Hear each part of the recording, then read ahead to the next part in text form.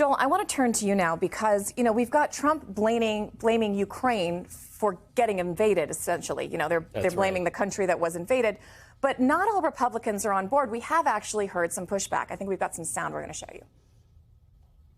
Make no mistake about it, that invasion was the responsibility of one human being on the face of this planet. It was Vladimir Putin. It is quite clear who started the war. It was absolutely Russia at Putin's directive. I don't think that there should be any confusion with that. Putin is a gangster. He's a gangster with a black heart. And as I've said in another context, I trust this guy like I trust gas stations sushi. I mean, leave it to Senator Kennedy. He always comes up with a soundbite. But look, this is a serious issue. And we've also got Senate Majority Leader John Thune saying when it comes to what Trump is trying to do, let him cook. We've got that sound, too. Right now, you got to give him some space. Honestly, this war is ground on now for 3 years. There's been a lot of cost, a lot of death, a lot of injury associated with it. And I think it's in everybody's best interest, Ukraine, Russia, Europe, the United States, if they can bring about a peaceful conclusion to the war. And so that's what this is about right now. All right. What's your take? Well, so much for the Republican backbone in defense of Ukraine. Look, may those statements that we saw from random members, important members nonetheless, become contagious, and may the White House hear that, because what is happening right now is that Russia and the United States are sandwiching Ukraine. We are watching in real time the combination of Vladimir Putin and Donald Trump deciding how to divide up Ukraine. And this is very dangerous. This is reminiscent of 1938 when Russia and Germany joined to divide up Poland. And then they argued there was going to be stability and peace in Europe. And of course, we know that was a precursor to a major war. So hopefully the White House is understanding, somebody in there is understanding that what they are setting up is no peace. They are not setting up a negotiation. They are gaslighting the American people. And clearly our allies in Europe are deeply concerned that not only will Ukraine be at risk, further risk, but they themselves as well. Josh Rogin, I want to go to you because you and I were at the Munich Security Conference together last week.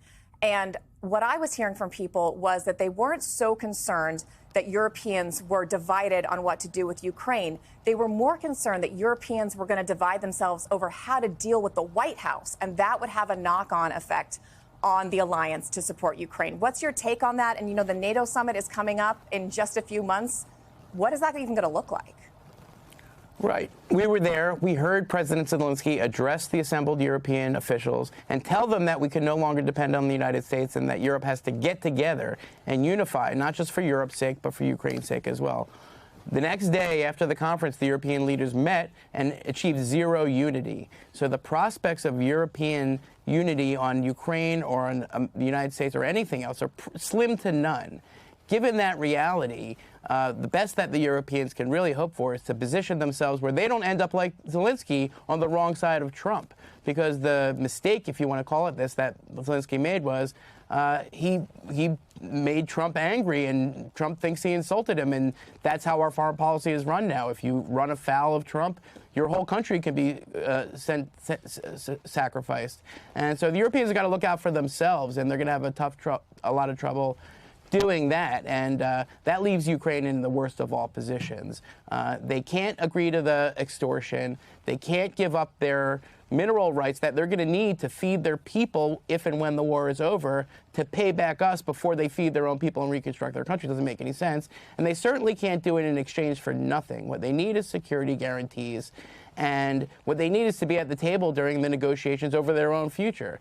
And the main thing that Trump and a lot of Elon Musk and a lot of people get wrong about Zelensky is that they think he's the problem. They think that apparently they think that if they get rid of Zelensky, that the Ukrainian people will fall in line with their scheme. That's wrong.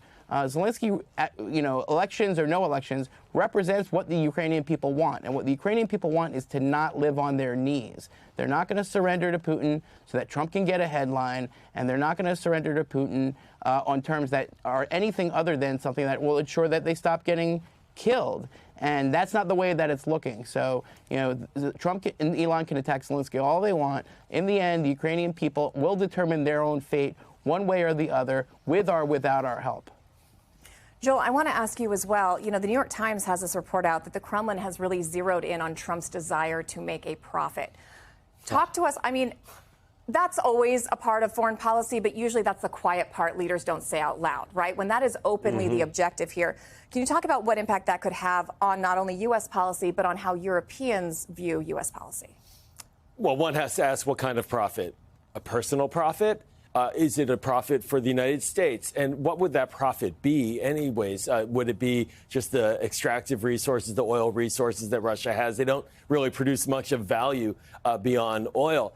One of the key questions here, Christina, then is the United States, are we going to require Ukraine to cover not just our costs, but potentially start to pay down our deficits, our debts? Why are we not asking Russia to pay those bills? Right. Is this a for-profit kind of operation? Is this a for-profit venture? And this is a theory of government that is extremely different from anything we've had in the history of the United States. We are not a government that tries to get a bottom-line profit, firing all of our staff and somehow giving tax cuts to billionaires and extorting countries abroad to fill up our coffers. That's an imperialist America that does not exist, that has not existed. Certainly, you can go back over the centuries in Britain and France and Spain. That's how they got wealthy. Well, that's not the United States of America, and that's a deeply distressing sign if that's where they're thinking about heading on this discussion. Josh, very quickly, we only got about 30 seconds, but I'd like your take as well on what you think this profit-driven foreign policy, the impacts it could have. Right. You know, the value of U.S. assistance to Ukraine is in establishing a safe and secure Ukraine for Europe so that we can have a safe and secure world, and that cannot be achieved by allowing Russia to succeed in its invasion. So while we might get a short-term profit off of plundering an ally, the long-term risk is that it plunges the region into disaster, which will be a terrible loss for Trump and for the United States of America.